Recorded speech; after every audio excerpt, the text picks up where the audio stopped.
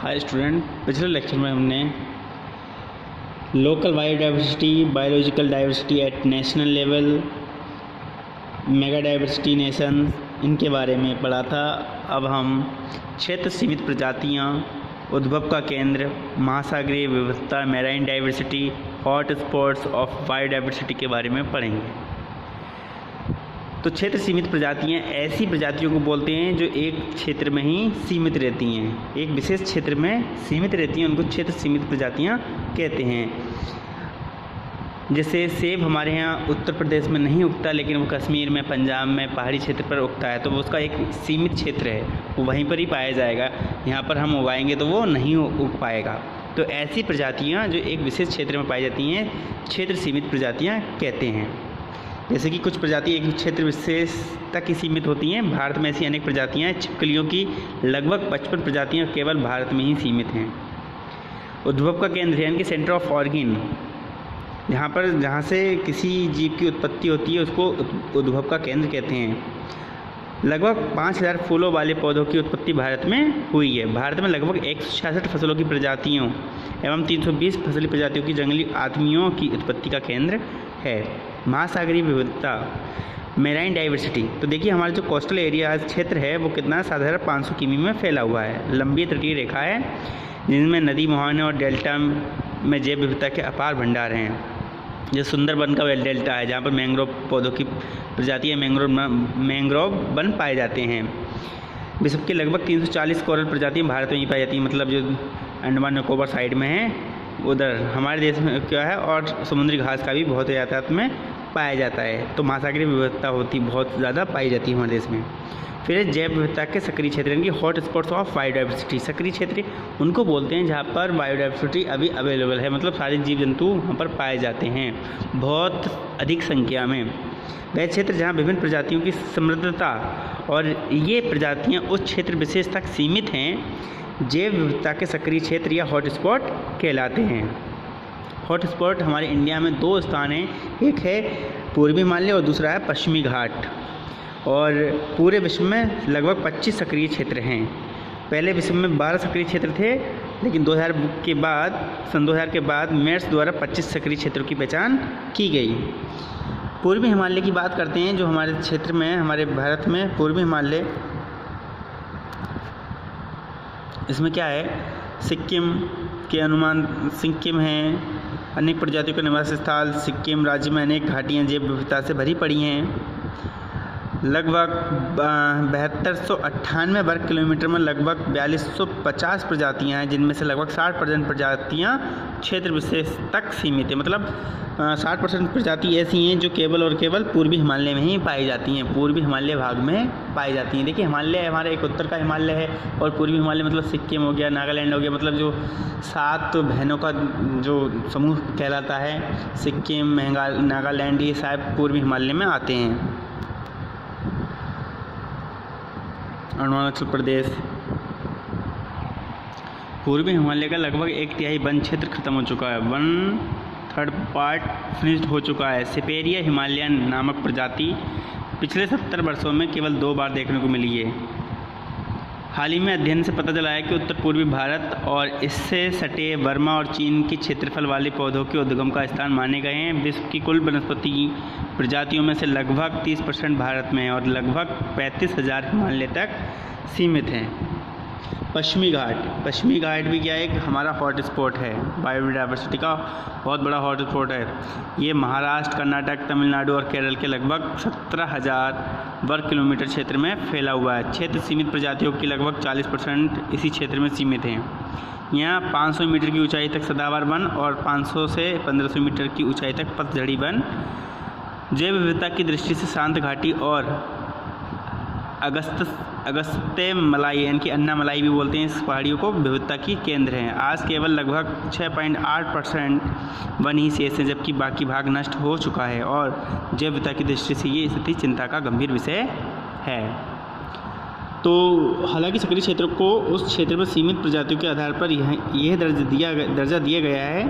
भारत के 2 सक्रिय क्षेत्रों की कुछ प्रजातियां समान हैं। ये सिद्ध करता है कि पुरातन काल में इन प्रजातियों का उद्भव एक ही स्थान से हुआ है। देखिए भाई, बायोडाइवर्सिटी हो या इवोल्यूशन, इन्वायरमेंटल में इवोल्यूशन का मतलब है कि क्रांति होती रही है, जीवों में उद्भव होता गया है, मतलब परिवर्तन होता गया है। जैसे पहले जिराफ की गर्दन लंबी हुआ करती थी, तो पर्यावरण घटक ऐसे घटित हुए, पर्यावरण में ऐसे चेंजेस हुआ कि जिराफ को अपने भोजन के लिए पेड़ों पर निर्भर करना पड़ा, ऊंचे पेड़ों पर निर्भर होना पड़ा, इसलिए उसकी गर्दन क्या हो गई, लंबी हो गई। तो ऐसे सभी जीव क्या करते हैं, जो परिवर्तन करते रहते हैं, और वही जीव इस संसार में जीवित रहते हैं जो पर्यावरण के अनुकूलित होते रहते हैं, इनके अपने आप को ढाल लेते हैं, समय के अनुसार बदल लेते हैं।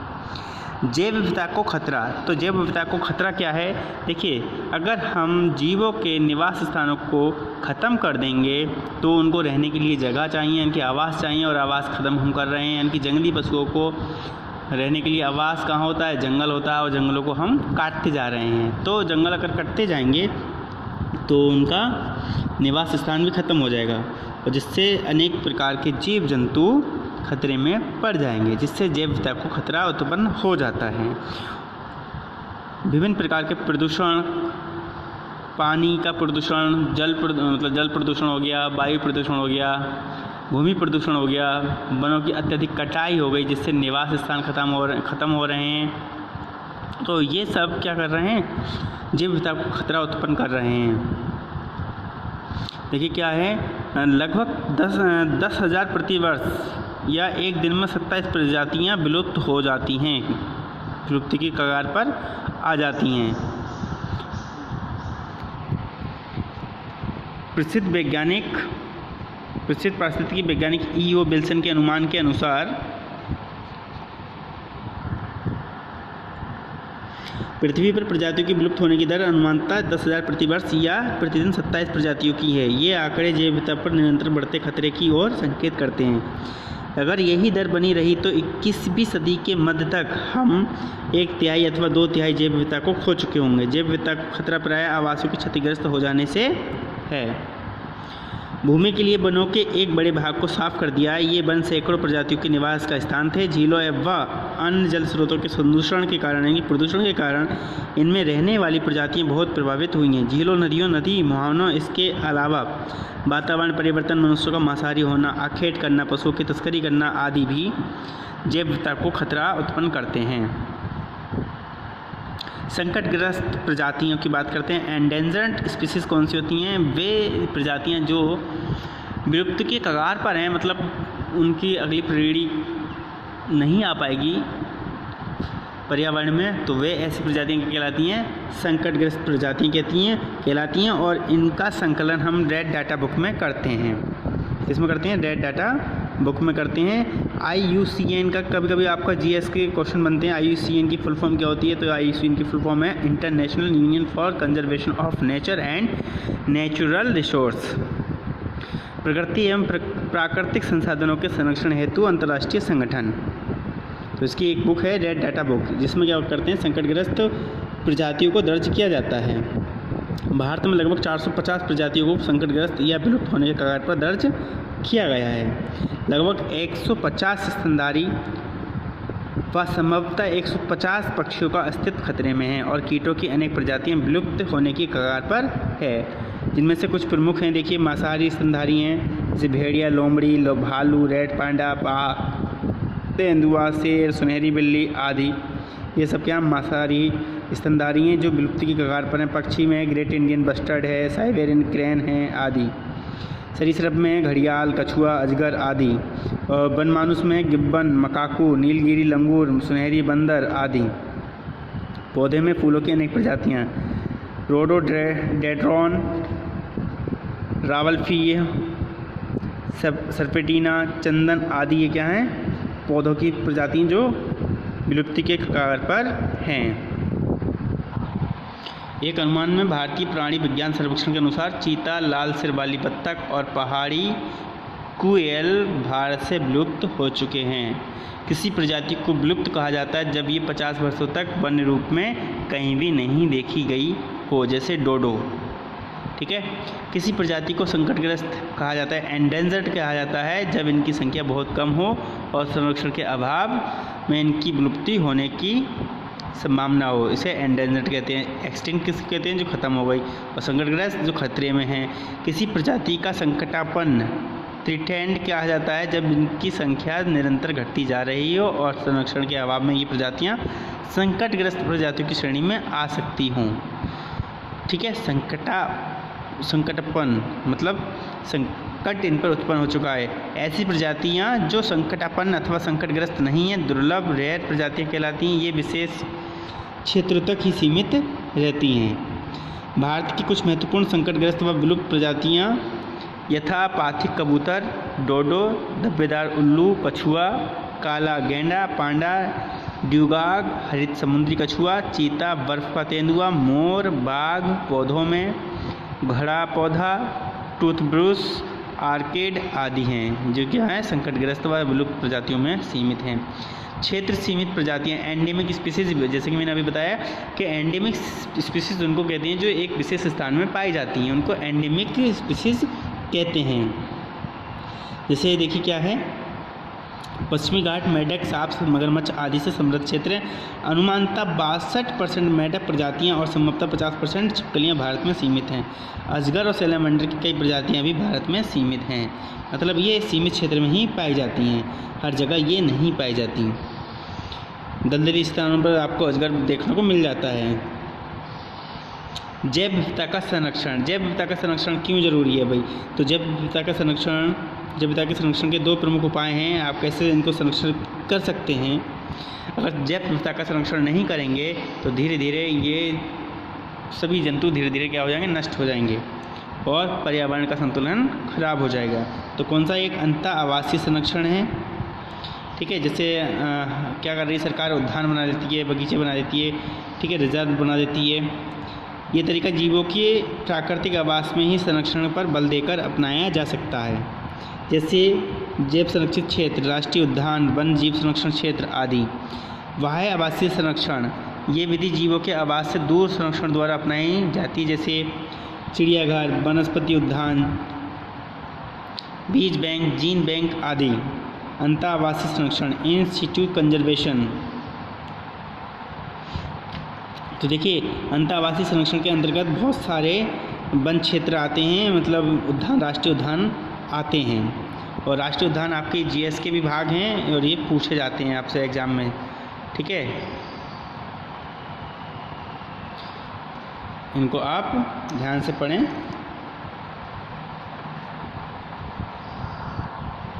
इस टॉपिक को आप अपनी कॉपी में लिख सकते हैं। हाल में हमारे देश में अनुमानतः 13 प्रमुख जैव संरक्षित क्षेत्र, लगभग 89 राष्ट्रीय उद्यान, लगभग 490 वन जीव संरक्षण क्षेत्र और संभवतः 120 वनस्पति उद्यान हैं। जैव संरक्षित क्षेत्र यानी कि बायोस्फीयर रिजर्व्स पर्यावरण की दृष्टि से महत्वपूर्ण पारिस्थितिकी तंत्रों के संरक्षण पर केंद्रित हैं।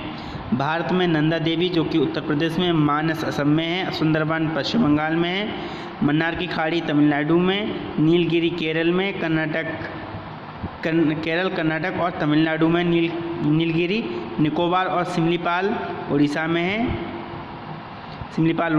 जैव संरक्षित क्षेत्र हैं। एक जैव संरक्षित क्षेत्र में एक या एक से अधिक राष्ट्रीय उद्यान हो सकते हैं, जैसे नीलगिरी में बांदीपुर और नगरहोल 2 राष्ट्रीय उद्यान हैं। नेशनल पार्क, वन जीवों की प्राकृतिक आवास में संरक्षण से जुड़े क्षेत्र हैं, यहाँ पर्यटन की अनुमति है। पशुओं की चराई, पेड़ों की कटाई इस क्षेत्र में प्रतिबंधित होती है। प्रत्येक राष्ट्रीय उद्यान प्रजातियों के विशेष समूह के संरक्षण के लिए समर्पित होता है। भारत के प्रमुख राष्ट्रीय उद्यान तालिका में दर्शाए गए हैं। कौन कौन से, देखिए राष्ट्रीय उद्यान का नाम है, प्रदेश और महत्वपूर्ण वन्य जीवन कौन कौन से पाए जाते हैं। जैसे काजीरंगा बहुत इंपॉर्टेंट है, ये असम में है और एक सींग वाले गैंडे के लिए प्रसिद्ध है। गिर राष्ट्रीय उद्यान है, ये गुजरात में पाया जाता है और इस शेरों के लिए है। दाचिगम जम्मू कश्मीर में है और ये हुंगुल पक्षी के लिए पाया जाता है। बांदीपुर कर्नाटक में जो कि हाथी के लिए है और पेरियार केरल में, ये भी हाथी और बाघ के लिए। कान्हा मध्य प्रदेश में है, बाघ के लिए इम्पोर्टेंट वो है। कॉर्बेट उत्तर प्रदेश में है और ये बाघ के लिए है। दुदुबा उत्तर प्रदेश में है, ये भी बाघ के लिए। रणथंभौर राजस्थान बाघ के लिए है और सरिस्का राजस्थान में बाघ के लिए। तो ये रिजर्व कर दिए गए हैं कि यहाँ पर बाघ चीते ज़्यादा पाए, मतलब ये इनके लिए संरक्षित हैं।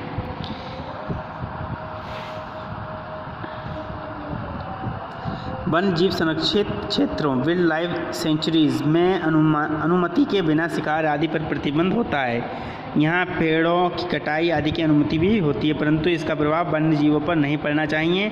भारत के कुछ प्रमुख वन जीव संरक्षित क्षेत्रों की तालिका अग्रलिखित है, जिसे हम अगले लेक्चर में पढ़ेंगे। आज के लेक्चर में बस इतना ही। थैंक यू, जय हिंद। और नोट्स बनाते रहें। जीएस के मतलब जनरल साइंस के बेस पर ये एग्ज़ाम में पूछा जाता है।